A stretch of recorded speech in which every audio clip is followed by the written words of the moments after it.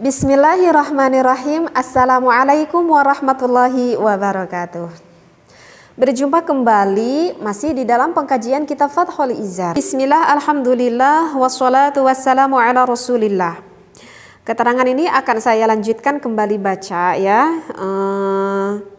Sekarang yang akan saya terangkan ini adalah sekitar tentang Porefly dan juga nanti sampai beresnya sih ya.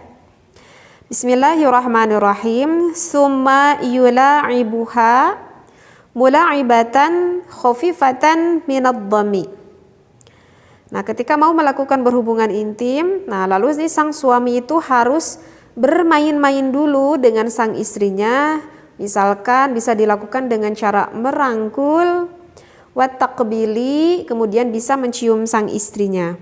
Wa nahwi dzalika, ataupun ya apapun lah selain dari merangkul ataupun mencium sang istrinya, begitu ya.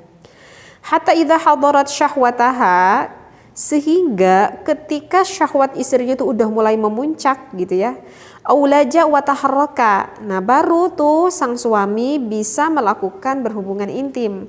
Maksudnya di sini adalah boleh sang suami melakukan memasukkan penisnya ke dalam farji sang istrinya, seperti itu.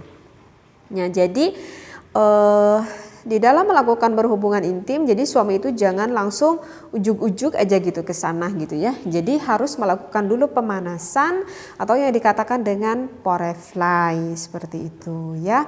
Caranya ya barusan bisa dengan mencium dulu, merangkul dulu gitu ya. Jadi dan suami juga harus mengetahui mana sih titik-titik sensual yang ada pada perempuan, seperti itu ya. Jadi jangan langsung dulu dimasukkan. Kenapa?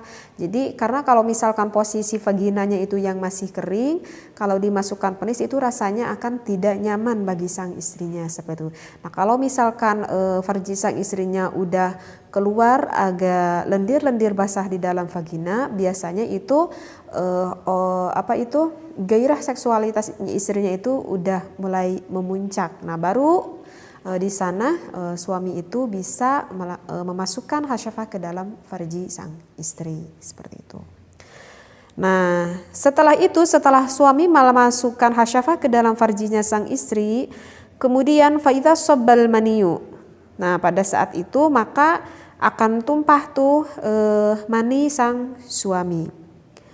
Nah, setelah keluar mani sang suami dan juga mani sang istri gitu ya, fala yanza'u, maka suami itu jangan dulu terburu-buru mengangkat kemaluannya. Bal yasbiru sa'atan, tetapi sang suami itu harus sabar dulu gitu sebentar ya. Jadi jangan udah keluar langsung segera dicabutnya. Tunggu dulu sebentar. Ma'adhamil jidilaha, caranya dengan apa? Caranya mendekap kayak merangkul gitu ya, erat si istri itu dengan penuh rasa kasih sayang kepada si istrinya, seperti itu.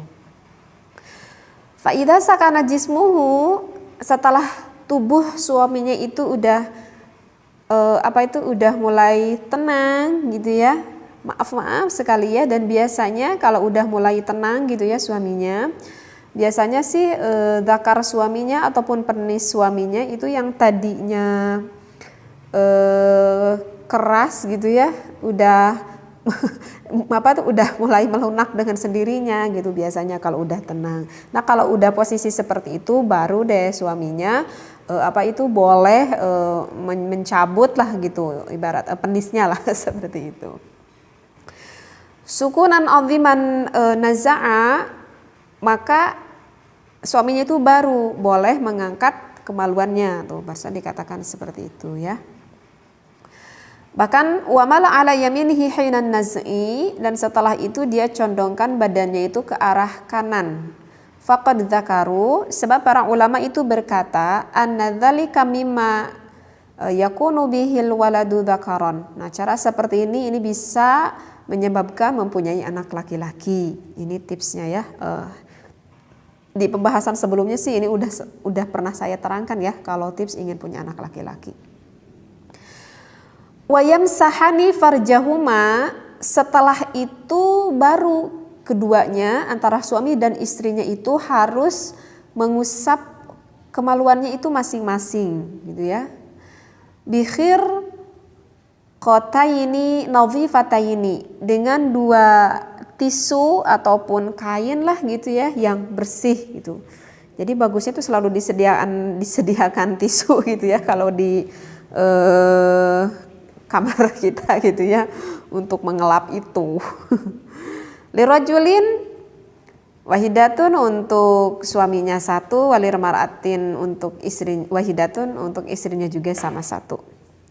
Wala yamsahani bihirqatin wahidatin, dan tidak boleh mengusap dengan 1 tisu nih kata ulama. Kalau 1 tisu nanti berebutan.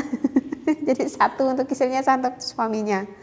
Kenapa? Karena katanya, kata ulama ini, fa inna dzalika yurithul karaha, sebab hal itu bisa menyebabkan rasa saling benci antara suami dan juga istri. Udah beres. Keterangannya segini dulu ya yang akan saya sampaikan. Jadi poin di sini sebenarnya sih yang lebih intinya itu adalah porefly-nya itu sih kalau menurut saya begitu ya. Mudah-mudahan bisa bermanfaat apa yang sudah saya bacakan di dalam kitab Fathul Izar ini. Wallahu a'lam wa billahi taufiq wal hidayah. Wassalamualaikum warahmatullahi wabarakatuh.